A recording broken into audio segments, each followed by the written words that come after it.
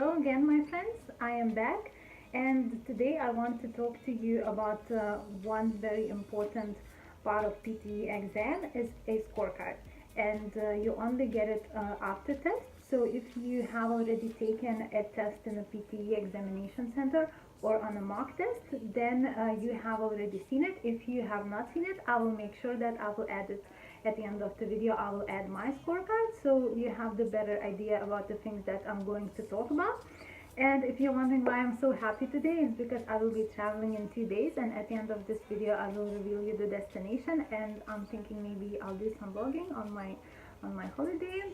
So let's get right into PTE scorecard.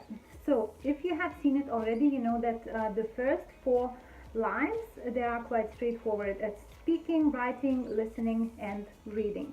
So they only score for those 4 basic skills, and you only need to look at the results of those 4 things. But the lines below, the remaining lines that are in a lighter blue color, they are also important because they help you to understand where you are doing your mistakes. And I will go through each one of them because just by the name of it, not everyone understands what it actually means. So I'll go through them one by one. The first line is called grammar. So that is straightforward. Grammar is just the writing grammar, like the way you write words. You start with noun and then it's followed by verb and so on. It's just basically the structures of your sentences. And if you score low in that, my advice to you would be just to Google some English grammar rules, like main English grammar rules online, and just read them and see if there's anything that you do not know, so you spend some time studying that. And the second line is called oral fluency, and basically what that means, it's the speed of your speech, and also pauses, hesitations, and it's just in general about the flow of your speech. So in the PTE you are scored by the computer, and computer is counting words per second. So if you're speaking slowly, then there's a very low chance that you will get the high score for oral fluency. That will lead you to a lower score in speaking itself. So you have to speak fast. And in PTE, in each task, they give you quite a lot of time, but it does not mean that you have to use all that time. You need to speak fast. And the second important thing is the flow. So what you are punished for is pauses and hesitations. And if you don't know what hesitations are, it's like this kind of things, and pauses are obvious. So your flow is very important because native English speakers, they speak in a regular nice flow and in a quite fast speed. So that is what expected from you if you want to score high in oral fluency.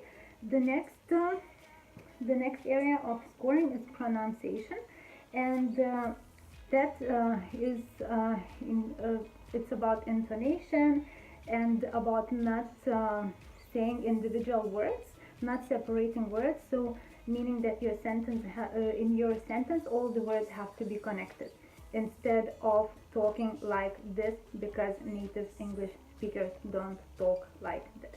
I think that's clear. So that's about that. And pronunciation also, if you get low score in that, your general speaking score is also going to be low, because that has to do with speaking.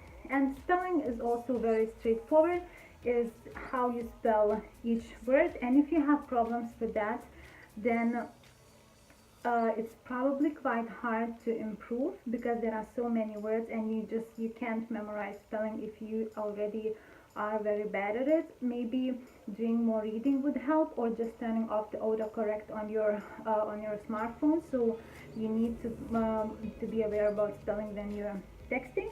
Otherwise, just focus on other areas.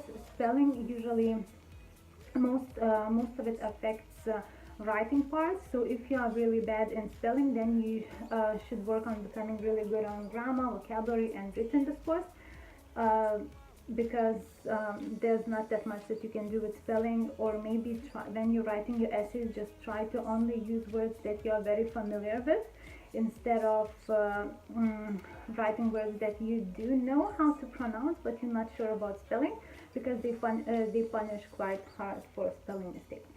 And the next area is vocabulary. So that means just a variety of words that you're using, because if you are using always the same words and like writing your essays and all the other writing parts, or when you're talking, then you will not get the high score for the vocabulary. Mostly vocabulary scores are important for writing. So if you want to score higher in writing, you should use a vast variety of words.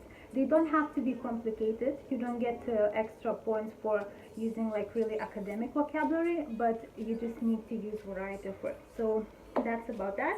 And the last but not least is written discourse, and it also has to do with the writing part, and it means the structure of your essays and the structure of your sentences, meaning that you should not just always write just very short and simple sentences. You should write longer sentences with conjunctions, and as well your essay has to have a good structure, meaning it has to have introduction, body part 1, body part 2, and it has to have conclusion. And linking words are also very important. If you want me to make if you want me to make a separate video about essay and structure and things like that, let me know in the comments below. So that's it. If you have more questions about how to read your scorecard and how to understand which areas you are struggling most, you can ask in the comments, or if you have already got the scorecard, you are welcome to send it to my email, and I can send you some comments and some advices where you can work and how you can improve it. So this video came to an end, so I'm going to announce that in 2 days I'm going to Europe. We'll be landing in Riga this Friday. That's the capital of Latvia, in case you don't know.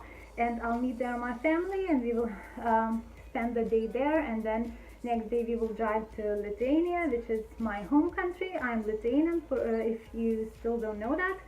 So yeah, and I'm gonna spend 6 weeks in Europe. I may do some more traveling, but nothing else is planned. It's mostly about spending time with family, with my sister and my little nephew, and a lot of good food that I'm really missing.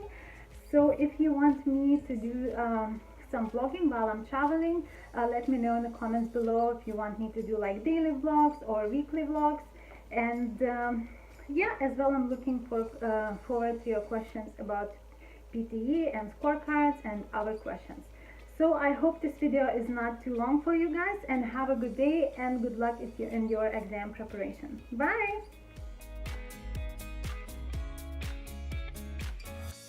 Decisions as I go to anywhere I flow. Sometimes I believe, at times I'm rational. I can fly high, I can go low. Today I got a million, tomorrow I don't know. Decisions as I go to anywhere I flow. Sometimes